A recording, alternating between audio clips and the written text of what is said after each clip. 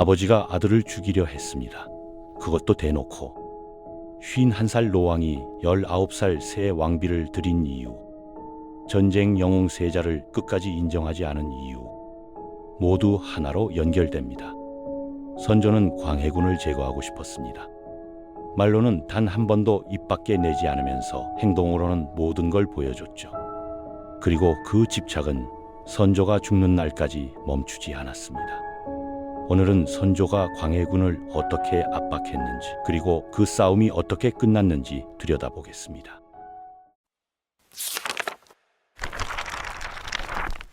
광해군의 어머니 공빈 김씨는 광해군을 낳은 지 채 3년도 안 돼 세상을 떠났습니다.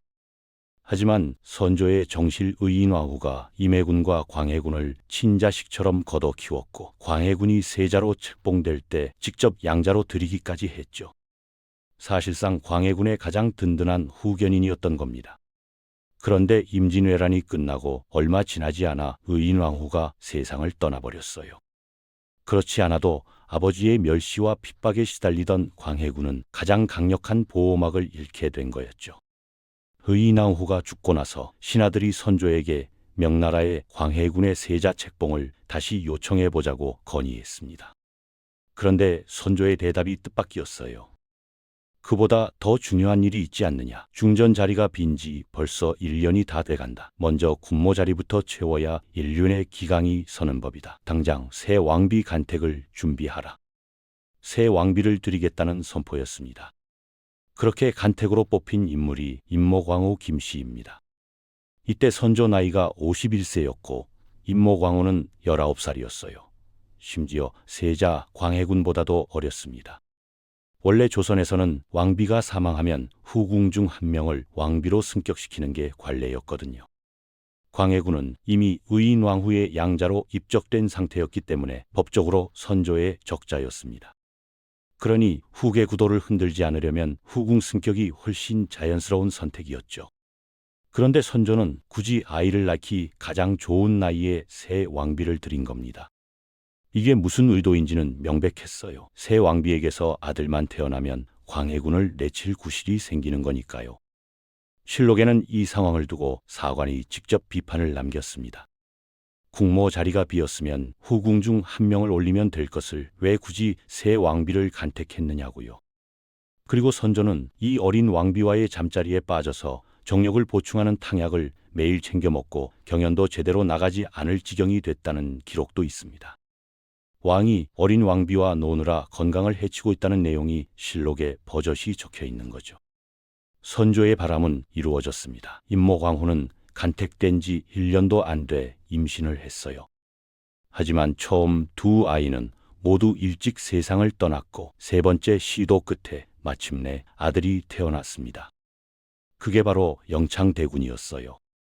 선조는 노골적으로 영창대군을 총애했고 임모광후도 이에 편승해 사적으로 재산을 모으고 영창대군의 옷을 세자처럼 차려입히는 등 분위기를 쥐어나갔죠.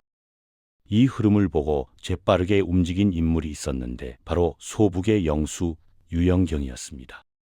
유영경은 1550년에 태어나 1572년 23살의 나이에 문과에 급제한 인물이에요. 집안은 그리 높지 않았고 특별히 눈에 띄는 공적도 없었지만 단 하나의 특기가 있었습니다. 왕의 마음을 귀신같이 읽어내는 능력이었죠. 임진왜란 때 황해도 순찰사로 임명돼 직접 왜군과 싸워 전과를 올리기도 했지만 정작 전쟁이 터지자마자 자기 가족들을 먼저 피난시켰다가 선조에게 꾸중을 듣기도 했어요. 그래도 그게 잘못이라고 볼 수는 없죠. 어쨌든 유영경은 선조의 눈에 드는 행동을 정확히 골라하는 재주 하나로 병조판서에서 영의정까지 고속 승진했습니다. 임진왜란이 끝난 뒤 정권을 잡은 건 북인 세력이었습니다. 그런데 정권을 잡자마자 북인이 둘로 쪼개졌어요. 홍여순이라는 인물의 대사헌 임명 여부를 두고 유영경과 정인홍이 격렬하게 충돌하다 끝내 갈라선 겁니다. 유영경이 이끄는 소북, 정인홍과 이이첨이 이끄는 대북으로 나뉘었죠. 두 세력의 대립이 심화되던 가운데 유영경이 승부수를 띄웠습니다. 선조의 마음을 정확히 읽어온 유영경은 광해군 대신 영창대군 편에 서기로 한 거예요. 선조가 살아있는 동안만 버텨주면 광해군을 밀어내고 영창대군에게 후계를 잇게 할 거라는 계산이었죠. 그런데 여기서 중요한 사실 하나를 짚어야 합니다. 광해군의 입지가 실제로 얼마나 위태로웠냐는 건데 사실 그렇게 약하지 않았어요. 광해군은 이미 의인왕후의 양자로 들어가 선조의 적자가 된 상태였고 세자 책봉을 받은 지도 14년이나 지난 상황이었습니다. 게다가 임진왜란이라는 전대미문의 위기 속에서 직접 전장을 누비며 민심을 결집시킨 인물이었거든요. 명나라가 세자 책봉을 승인하지 않는다는 문제가 있긴 했지만 그건 형식적인 절차의 문제였을 뿐 실질적인 위협은 아니었어요. 영창대군이 태어났을 때 광해군은 이미 확고한 세자였고 영창대군은 신하의 위치였습니다. 유교국가 조선에서 이미 정해진 군신관계를 뒤집는다는 건 양녕대군처럼 명백한 결격 사유가 없는 이상 불가능한 일이었어요. 선조도 이걸 알았습니다. 그래서 평생 단 한 번도 영창대군을 세자로 세우겠다는 말을 입 밖에 내지 않았죠. 만약 말까지 꺼냈다가 못 뒤집으면 나중에 광해군이 왕위에 올랐을 때 영창대군이 살아남을 리 없을 테니까요. 말로 선언했다가 실패하면 그건 영창대군에게 사형 선고를 내리는 것이나 다름없었던 겁니다. 그러니 선조는 말은 하지 않으면서 행동으로만 의중을 드러냈던 거죠. 못할 거 알면서 행동으로만 티를 다 냈으니 유영경 같은 눈치 하나로 영의정까지 오른 인물이 거기에 베팅을 한 겁니다. 유영경의 소원은 단 하나였겠죠. 선조, 제발 오래 사세요. 하지만 선조 40년 1607년 10월에 선조가 자리에 눕고 말았습니다. 선조는 이미 1년 전부터 건강이 나빴고 결국 병세가 심각해진 거였어요. 선조 스스로도 죽음이 가까웠음을 느꼈는지 비만기를 내렸는데 내용은 세자에게 왕위를 넘기겠다는 것이었습니다. 당시 영창대군의 나이는 겨우 2살이었으니 후계로 세울 수 있는 상황이 아니었거든요. 선조는 이렇게 적었습니다. 병에 걸린 지 1년이 다 되어가는데 낫기는커녕 날이 갈수록 깊어만 간다. 이러한데 어찌 왕위에 있을 수 있겠느냐. 세자가 이미 장성했으니 이제 그만 왕위를 넘겨야겠다. 그런데 선조는 이 비만기를 영의정 유영경과 좌우 이정 딱 3명에게만 전달했어요. 유영경 입장에서는 당장 앞이 캄캄해졌습니다. 이걸 발표하는 순간 자기 정치 생명은 끝이 나는 거니까요. 유영경은 다른 관료들이 알지 못하게 비만기를 숨기고 선조에게 달려가 명을 거둬달라고 간청했습니다. 그런데 그 사이에 임모광후가 태도를 바꿨어요. 전이든 섭정이든 좋으니 성상의 뜻을 따르세요. 선조가 오래 버티기 어렵겠다 싶으니까 지금이라도 광해군에게 잘 보이려고 방향을 튼 겁니다. 그러자 유영경은 이번엔 임모광후에게 달려가 반대 의사를 밝혔죠. 저희가 죽는 한이 있어도 그 명은 따르지 못하겠습니다. 유영경과 임모광후가 쩔쩔매는 사이 선조는 기적적으로 기력을 회복했습니다. 그런데 3개월 뒤인 선조 41년 1월 대북의 영수 정인홍이 선조에게 상소를 올렸습니다.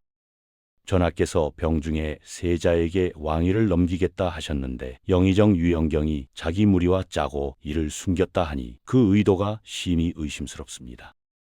유영경은 즉각 반박했죠. 단지 전하께서 곧 회복하실 거라 생각해 거절한 것일 뿐 세자를 해치려는 마음은 조금도 없었습니다. 그러자 선조가 정인홍의 손을 들어줬습니다. 정인홍의 상소를 보니 그 내용이 참으로 흉악하다. 제 딴에는 세자에게 충성한다 생각했겠지만 실은 불충한 짓을 한 것이다. 명나라로부터 책봉도 못 받은 자를 어찌 세자라 할 수 있겠는가. 기력을 회복하자마자 다시 광해군 흔들기를 재개한 겁니다. 이걸 본 광해군이 즉시 대신들 앞에 무릎 꿇고 울면서 호소했고 소북 세력은 이 기회를 타 대북 세력을 완전히 제거하려 움직였습니다. 결국 정인홍과 이첨이 유배를 가게 됐죠. 선조의 행동을 보면 할 말이 없어집니다. 자기 손으로 전이하겠다는 비만기를 내렸다가 기력을 회복하자 그걸 문제 삼아 광해군의 핵심 지지 세력을 유배 보낸 거거든요. 이건 광해군의 손발을 다 잘라버리겠다는 거나 다름없었습니다. 말로는 끝내 선언하지 않으면서 행동으로는 광해군을 고립시키는 작업을 죽을 때까지 멈추지 않았던 거예요. 그런데 유배 명령을 내린 지 고작 이틀 뒤였습니다. 선조 41년 2월 1일 1608년 선조가 갑자가 위독해지더니 그날 바로 세상을 떠났습니다. 찹쌀밥을 먹고 나서 갑자기 쓰러졌다는 기록이 남아 있어요. 소북은 승리의 축배를 들 준비를 하고 있었겠지만 선조의 죽음과 함께 모든 판세가 뒤집혔습니다. 관례상 왕이 죽으면 5일이 지난 뒤에 즉위식을 올립니다. 혹시라도 다시 살아날 경우를 대비해서죠. 그런데 신하들은 선조가 숨을 거두자마자 곧장 광해군에게 달려가 즉위식을 올리라고 간청했습니다. 그동안 광해군이 받아온 멸시와 핍박이 워낙 극심했기 때문에 하루라도 빨리 왕위를 확정짓고 싶었던 거예요. 인모광후도 상황이 끝났다는 걸 알고 즉시 태도를 바꿨죠. 그렇게 선조가 죽은 바로 다음 날 세자 광해군이 왕위에 올랐습니다. 조선 제18대 왕 광해군이었습니다. 선조는 끝내 광해군을 인정하지 않았습니다. 입으로는 한 번도 인정하지 않으면서 온몸으로 거부했죠. 그리고 그 집착이 결국 영창대군과 인모광후 그리고 광해군 시대 전체의 비극을 예고하는 씨앗이 됐습니다. 왕위에 오른 광해군 앞에는 아버지가 심어놓은 지뢰밭이 기다리고 있었거든요.